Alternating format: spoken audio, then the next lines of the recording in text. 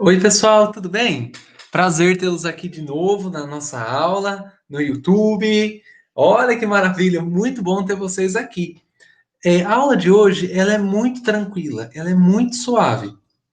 E é uma aula muito gostosa da gente ver, porque nós vamos trabalhar com filosofia sim, a gente está tangenciando na sociologia, é, o nosso assunto de hoje ele toca nesse aspecto, ele tangencia na história, e ele é bem próximo a nós. Nós vamos comentar um pouco sobre alguns movimentos barra ideologias que surgiram ali no século XIX, influenciados por Kant, influenciados por Hegel, influenciados por esses pensadores iluministas, fenômenos intelectuais que se desenvolvem no século XIX. Olha onde estamos, no século XIX. Estamos chegando pertinho aqui da nossa vida. E a partir disso a gente vai observar esse escopo de ideias que surgem ali. Eu te convido a participar comigo. Se você tiver alguma dúvida, eu estou à disposição. Anote as suas dúvidas. É muito, muito, muito legal quando nós temos perguntas. E vamos lá para a nossa aula. Legal. Pessoal, primeiro eu gostaria que vocês dessem uma olhada nessa imagem aqui, ó. Essa é uma imagem que, se você olhar de um jeito, você observa uma árvore. Ah, uma árvore, legal, tô vendo uma árvore no meio. Se você olhar de outro jeito, você observa um leão, uma leoa no caso, né? E um gorila. Não sou muito bom de espécies, mas parece que é isso. Essa é uma imagem que ela tem esse propósito. Dependendo de como você olha para ela, uma figura surge. Ah, interessante. E por que é que o professor trouxe isso?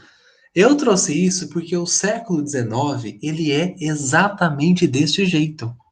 Se você olha para o século XIX de um jeito, você vê o crescimento do capitalismo, a inovação das máquinas. Uau! Muito legal. Mas se você olha de outro jeito, você vê o trabalhador sendo oprimido. Você vê a morte da qualidade de vida. Pessoas trabalhando várias horas e não tendo descanso, salário, vida. Então essa imagem ela já serve para a gente observar os primeiros itens do século XIX. Este não é um século é, que todos interpretam da mesma maneira. Não, não. Este é um século de divergências. De um lado, você terá a classe rica, que a gente vai chamar de burguesia. Burguesia. A burguesia, ela olha para o século XIX e ela ama, porque ela está ganhando dinheiro, muita grana com isso. Do outro lado, você terá os trabalhadores. E os trabalhadores olham para o século XIX com outros olhos. Eles são revoltados com relação às máquinas, porque as máquinas estão destruindo o emprego deles. Os trabalhadores não gostam disso. Então, de um lado, você terá a visão de mundo da burguesia, e de outro lado, a visão de mundo de quem? De quem? Dos trabalhadores. Legal, isso já é o começo. E aí, só para a gente aprofundar um pouquinho mais nesse momento, o que está acontecendo aí é a segunda Revolução Industrial, não é a primeira. Primeira Revolução Industrial, século XVIII, ela ocorre ali na Inglaterra, e a segunda Revolução Industrial é quando a coisa espalha, a indústria cresce, e outros lugares do mundo passam a ter os problemas que estão ligados à industrialização.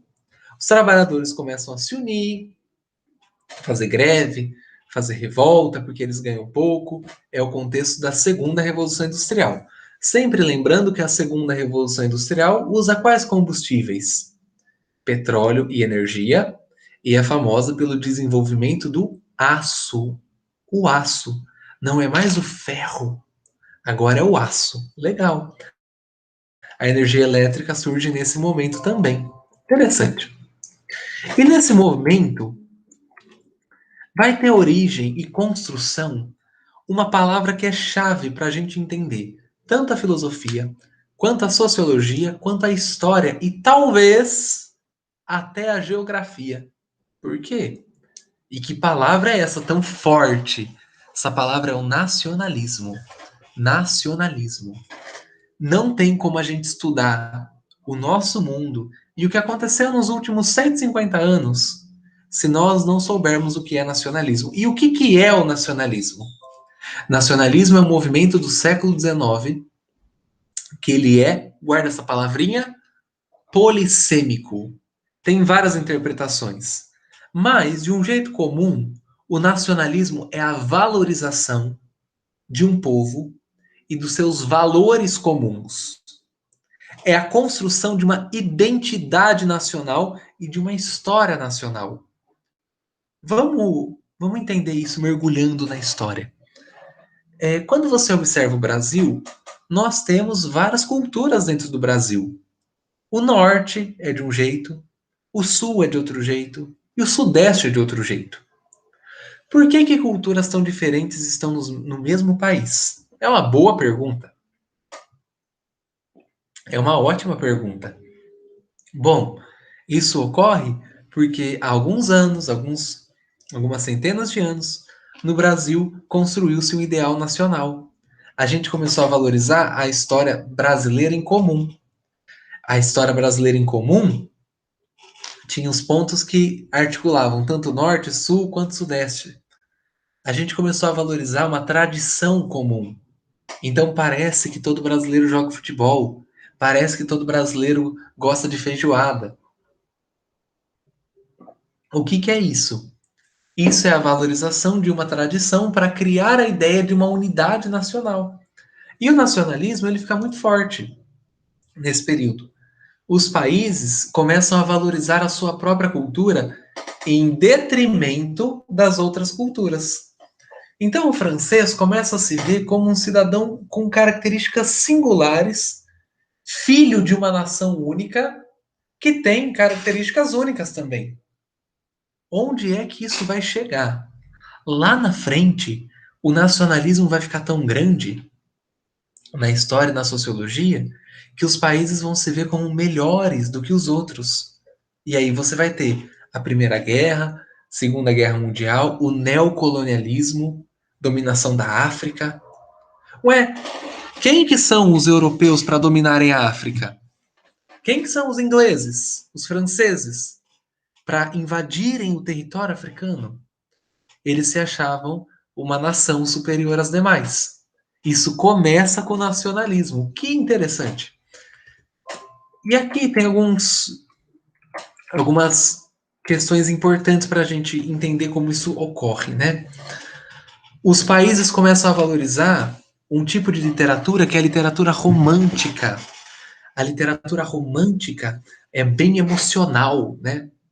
Os Sofrimentos do Jovem Werther, eu não lembro a pronúncia correta, é literatura romântica. E por que eles fazem isso? Para valorizar, através dessa literatura, as características do povo deles, criar uma ideia de povo. Vamos ver um exemplo que deixa mais fácil. Esses são dois exemplos de produções que são do nacionalismo. Rei Arthur é uma história que tenta valorizar qual povo? Tenta valorizar os ingleses, tenta construir uma história inglesa. Ali você tem Iracema, do José de Alencar. A Iracema do José de Alencar, ela tenta criar um mito da origem do brasileiro, né?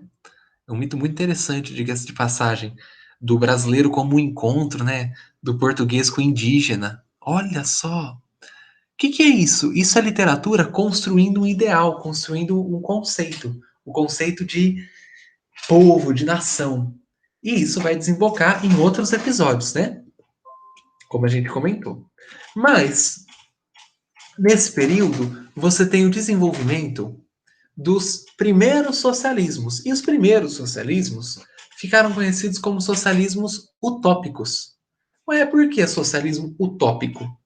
Utopia, utopia é a palavra que usamos para nos referirmos a coisas que a gente quer chegar, mas não sabe como. Quando você assiste um filme que o personagem vai para um outro lugar, Nárnia. Nárnia é uma utopia. Eu queria estar lá, mas eu não sei como. É um mundo imaginário. O socialismo utópico são os pensamentos, a linha de raciocínio que pensa numa nova sociedade, mas que não define um método necessariamente científico para chegar nessa nova sociedade. O socialismo utópico, ele propõe uma mudança, mas ele não especifica como chegar lá. Então, o que é esse socialismo utópico? Esse socialismo utópico é um movimento que olha para o operário, lembra? A gente tem o burguês e o operário, que olha para o operário, e esse movimento tenta reformar o capitalismo, melhorar a vida do trabalhador, e ele parte da ideia de um filósofo do iluminismo chamado Jean-Jacques Rousseau. O que o Rousseau fala? O Rousseau ele fala que o homem é bom, mas que a sociedade corrompe ele. Os socialistas utópicos, eles acreditam que o homem é bom, e que por isso o homem naturalmente, sozinho, ele vai melhorar a vida, ele vai fazer o que é certo. Aqui vale a pena a gente já pensar em algumas coisinhas.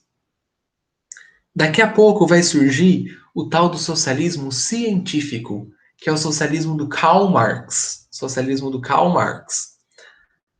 O socialismo científico não quer reformar o capitalismo. O socialismo científico quer destruir. Isso é um ponto importante. Essa diferença o vestibular gosta e a própria vida, né? O que o Marx pensa do capitalismo? Que é o capeta, que é o capitalismo. Agora, os socialistas científicos, os socialistas utópicos querem reformá-lo. Então vamos para as ideias deles, né?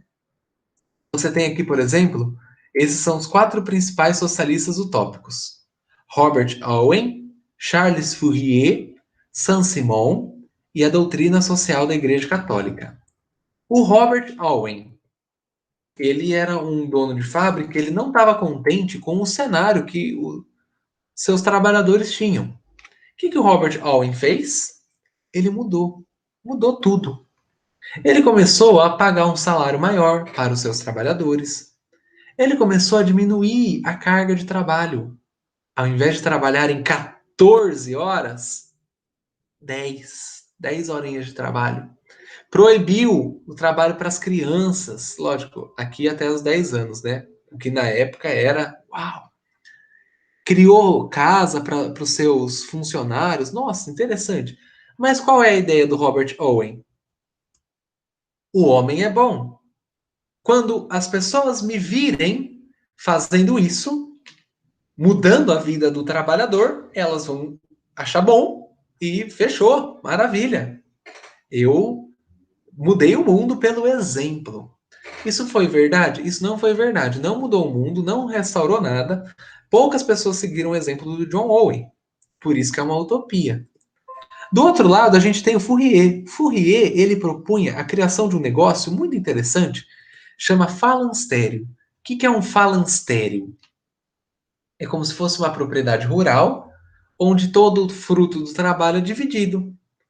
O trabalho de caçar, de plantar, é dividido, e o fruto do trabalho é dividido também. Olha, ele fundou, o Fourier, 29 falancérios, um até no Brasil. Todos deram errado. Todos deram errado. Qual é a ideia do Fourier? O homem é bom, ele vai naturalmente dividir. Acabou que isso não aconteceu. Do outro lado, nós temos aqui o Saint-Simon. Esse Saint-Simon propõe o quê? Ele propõe reorganizar tudo, tirando o que é velho da sociedade e colocando o que é novo. O que é velho? Para o Saint-Simon, religião é velha, nova é a ciência. O que é velho? Velho é o artesanato, nova é a indústria. Então, qual é a ideia do Saint-Simon? Reformar a sociedade tirando o que é arcaico e colocando o que é novidade, o que é novo. Isso, na verdade, foi mais um pensamento, mas não se concluiu na prática. Ele vai influenciar bastante um amigo nosso, que é o Augusto Conte. O Augusto Conte vai ler o Saint-Simon e vai pensar exatamente a mesma coisa. E o Augusto Conte vai criar, inclusive, uma nova religião, onde ele é o chefão, ele é o sacerdote, né? A ideia do Saint-Simon é essa: tirar o que é velho e colocar o que é novo. É a ideia do Conte, evoluir a sociedade. Lembra da música? Evoluiu. Legal. E aí você tem a doutrina social da Igreja Católica. Pessoal, a Igreja Católica, nesse momento, está preocupadíssima. Preocupada com o tipo de vida que os seus trabalhadores estão levando. E a Igreja Católica vai apelar para quê? Para o amor. O amor. Se eu amo a Deus, como eu posso abusar do meu trabalhador? Se eu amo a Deus, como eu posso pagar um salário tão miserável? Se eu amo a Deus, como é que eu vou fazer greve? Se eu amo a Deus, como é que eu vou trabalhar desleixado sem levar a sério o meu serviço? Qual é a ideia da Igreja Católica?